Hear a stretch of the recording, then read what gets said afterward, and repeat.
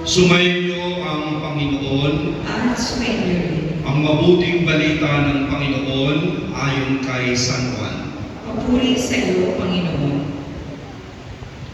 Noong panahong iyon, sinabi ni Jesus